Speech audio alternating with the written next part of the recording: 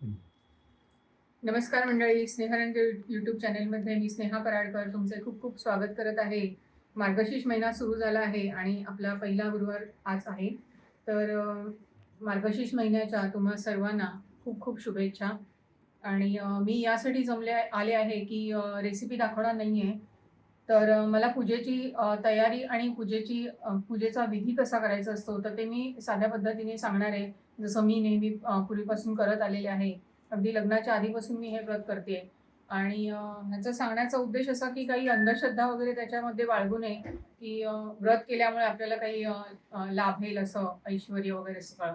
तर नक्कीच त्याच्यासाठी प्रयत्न हवेत आपले. आणि त्याच्यानंतरच आपल्याला सर्व सिद्ध होतं, साध्य होतं. तर आपण पूजा करायची ती घरातलं एक वातावरण जे असतं ते चैतन्यमय राहतं आणि खूप असं आल्हाददायक आणि खूप छान राहतं. पवित्र असा महिना असतो हा. आणि त्यासाठी आपण ही पूजा करायची असते. घरातलं वातावरण अतिशय मस्त राहतं. तर आपण पूजाचे साहित्य काय पूजेला लागणार आहे, तर ते आपण बघूया. आणि याचा उपयोग नवीन जे पूजा करणार आहे, तर त्यांच्यासाठी नक्कीच होणार आहे. तर आपण पहिल्यांदा हे असं पुस्तक मिळतं बाजारामध्ये किंवा आपल्याकडे जेव्हा हळदी-कुंकू करतात आणि बायका जेव्हा पुस्तक वाटतात, तर त्यावेळेला हे पुस्तक ज्या पोथी म्हणतात त्याला, तर ही पोथी अशी मिळाल्यानंतर ह्याची पूजा मग चालू केली तरी चालते.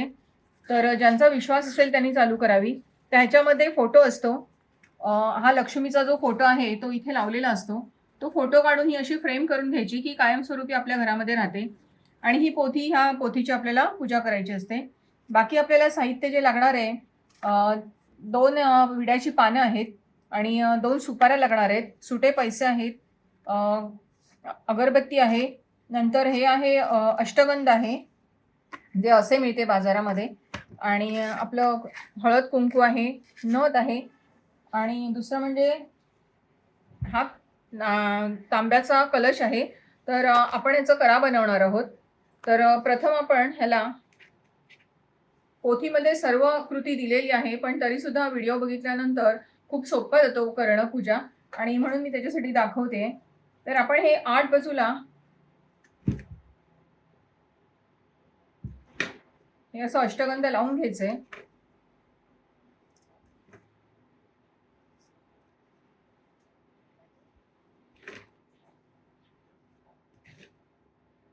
आणि आता ह्याच्यावर आपण ही हळदी-कुंकवाची बोटं ओढायची. एका ह्याला कुंकू लावायचं, एका ह्याला हळद लावायची.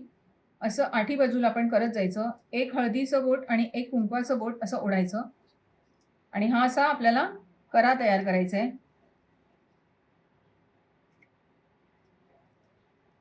आता हा करा जर तयार झाला, तर ह्याच्यामध्ये आपण एक सुपारी, एक नाणं हे असं टाकायचंय. थोडे तांदूळ टाकायचे पाण्यामध्ये. आणि हा फुलोरा मिळतो विकत. जर गावामध्ये राहणारे असतील तर गावामध्ये झाडांची कमी नसते, तर आपल्याला 5 झाडांची डहाळी आपल्याला एक तयार करायची असते. तर आम्हाला हे विकत आणावं लागतं. तर हा फुलोरा आपण ह्याच्या पाण्यामध्ये असा उभा पसरवून घ्यायचा. आणि हा जो नारळ आहे, तर नारळ मी अशासाठी घेतलेला आहे, ह्याला म्हणजे सोडण खूप आहे, कारण थंडीच्या दिवसामध्ये नारळांना तडे जातात. तर आपल्याला हा एकच नारळ 4 गुरुवारी वापरायचा आहे. पूर्ण मार्गशीर्ष महिन्याचं व्रत आपलं संपेपर्यंत हा नारळ आपल्याला वापरायचा आहे. तर थंडीमध्ये त्याला तडा जाऊ नये म्हणून आपण हा असा नारळ वापरायचा आहे. आणि हा थोडा पाण्याने ओला करून घ्यायचा आणि हा ह्याच्यावर असा ठेवून द्यायचा, की हा आपला करा तयार झाला. आपल्याला फोटोसाठी किंवा फ्रेमसाठी जी प्रतिमा आहे, त्याच्यासाठी आपल्याला हार लागणार आहे. मी हातीच घरी बनवला आहे फुलांचा. कऱ्यावर ठेवण्यासाठी आपल्याला वेणी लागणार आहे आणि मी नथ वापरणार आहे. मी बाकी काही दुसरं वापरत नाही. सुशोभीकरणाच्या म्हणजे भरपूर अशा वस्तू येतात, की सजवतात एकदम मस्तपैकी. पण मी साधेपणानेच करते.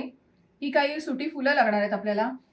आणि हे झालं. हे नैवेद्यासाठी आपल्याला 5 फळं लागतात. तर आपल्याकडे जी काही उपलब्ध असतील त्याप्रमाणे आपण 5 फळं ठेवायची. दूध लागतं आपल्याला नैवेद्यासाठी दाखवायला आणि माझ्याकडे पेढ्यांचा प्रसाद होता, तो ठेवते. आणि आपण आता पूजेला सुरुवात करूया. मी आता हा टिपॉय घेतलाय, कारण पाटावर किंवा चौरंगावर मांडणं जमणार नाही मला. पायाचा माझा थोडा प्रॉब्लेम असल्यामुळे. तर माझ्याकडे टिपॉय जो आहे त्याच्यावर मग मी ही पूजा मांडणार आहे. तर ती मांडण्याआधी आपल्याला ह्याच्या खाली स्वस्तिक, जी काही बैठक आपण करणार आहोत तर त्याच्या खाली आपल्याला स्वस्तिक काढायचं आहे. तर मी रांगोळी काढून दाखवते. पूर्ण टिपॉयच्या खाली मी रांगोळी काढणार आहे आणि नंतर मग आपण पूजेला सुरुवात करूया. आपण आता टिपॉयच्या मधोमध एक स्वस्तिक काढूया. जर पाट असेल तर पाटाच्या खाली ठेवायचं स्वस्तिक. पाट, चौरंग, काही बैठक आपण घेऊ शकतो. तर मी टिपॉयवर मांडणार आहे.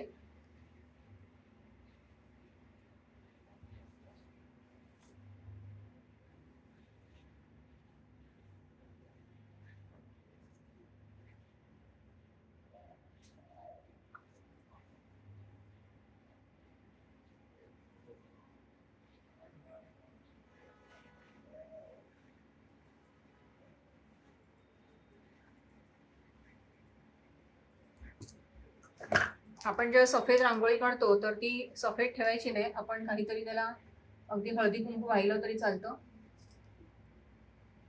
आपण याच्यात रंग भरणार आहोत.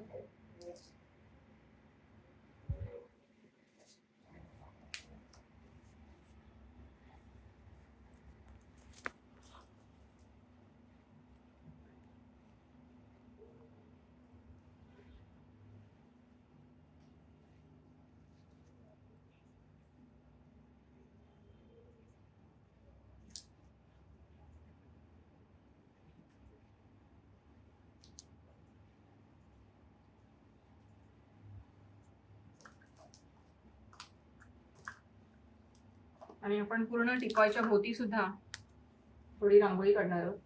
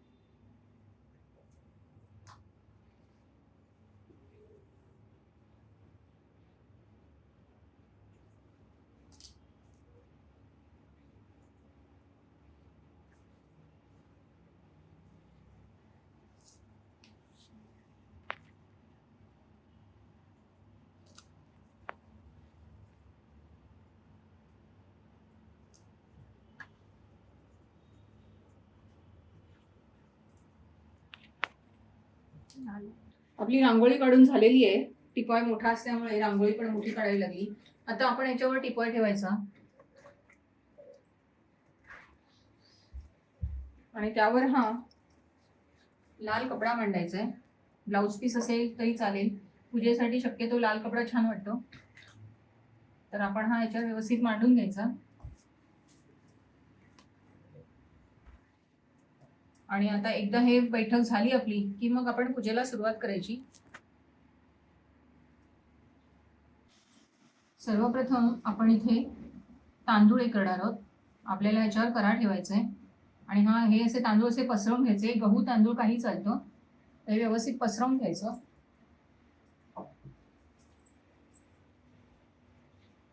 आणि मगाशी जो करा मी बनवून दाखवलेला तो ह्याच्यावर मांडायचा.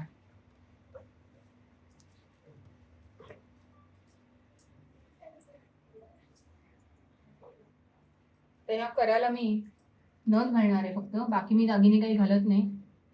तर फक्त नथ घालते.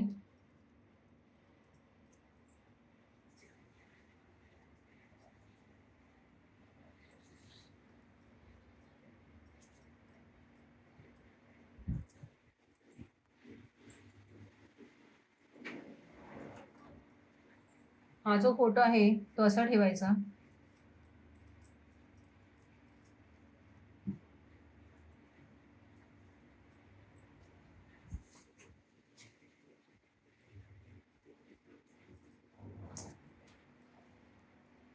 आता आपण प्रथम दिवा वगैरे ठेवून घेऊया.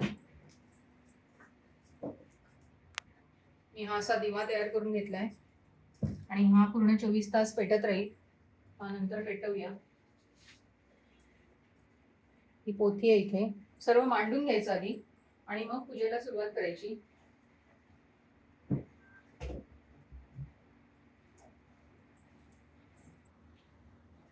आपण ही 5 फळं ठेवली आहेत.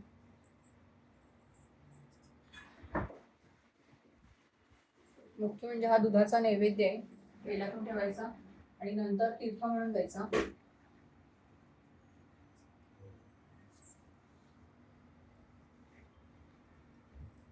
आपण फोटोला हार घालून घेऊया.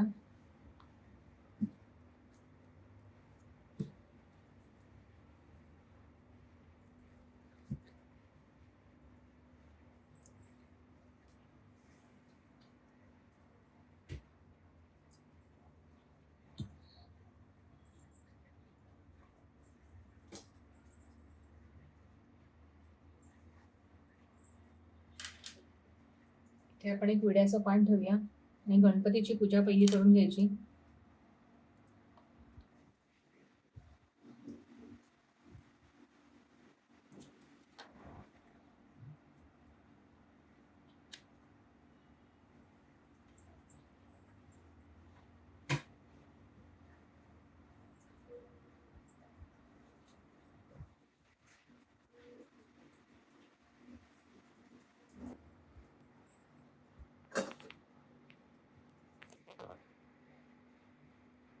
विड्याची 2 पानं ठेवली आहेत म्हणजे आपण गणपतीची पूजा केली असं होतं, ज्यांना कोणाला माहीत नसेल. आता आपण याला हळदी कुंकू लावून घेऊया.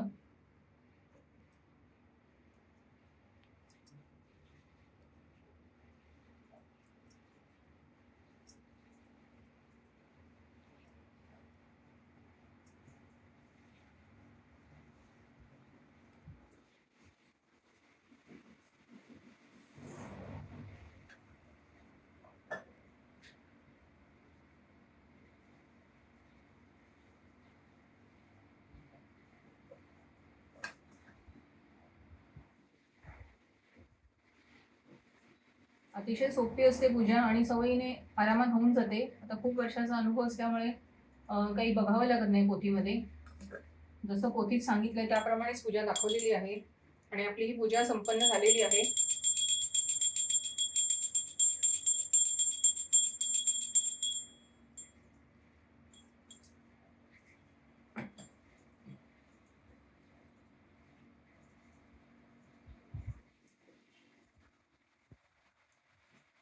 आणि नंतर आपला जो नैवेद्य काही असेल, घरात आपण काही जे जेवण बनवतो तर तो नैवेद्य आपल्याला दाखवायचा असतो.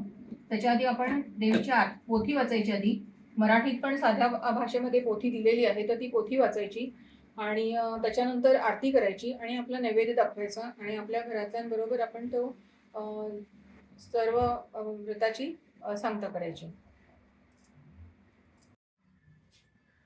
आपल्या गुरुवारचा पहिल्या दिवसाचा जो उपास आहे त्याच्यासाठी माझा नैवेद्य तयार आहे. तर बघा तुम्ही काय केले इथे थाळीमध्ये. पुरणपोळ्या आहेत, नंतर बटाट्याची भाजी आणि पुरी आहे, ही कटाची आमटी आहे आपली आवडीची अगदी पुरणपोळीबरोबरची, अळूवडे आहेत, तूप आणि दूध आहे, साधा सरबत आहे आणि पुरणपोळी आणि कटाची आमटी याची रेसिपी लवकरच येईल. बाकी तर तुम्ही पाहिलेलं आहे, अळूवडी बटाट्याची भाजी पाहिलेली आहे. तर आपण आता नैवेद्य ठेवूया देवीसमोर. आपण नैवेद्य ठेवण्यापूर्वी असं पाण्याने स्वस्तिक करून घ्यायचं आणि मग त्याच्यावर आपण आपलं पान ठेवायचं असतं.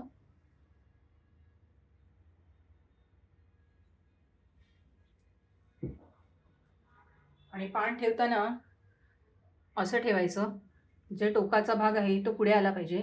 आपण जसं जेवायला आपल्यासमोर पान ठेवतो तसंच आपण देवासमोर ठेवायचं. आणि आता ह्याच्यासमोर त्याच्यावरून 3 वेळा आपण पाणी सोडायचं आहे.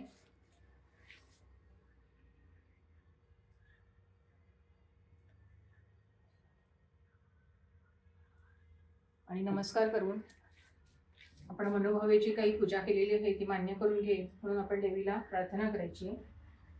आणि दुसरं म्हणजे जेव्हा आपण हे आता 4 गुरुवार पूर्ण करणार आहोत तर काही वेळेला 5 गुरुवार येतात. तर यंदा असे आलेले आहेत 5 गुरुवार आणि 5व्या गुरुवारी अमावस्या आलेली आहे.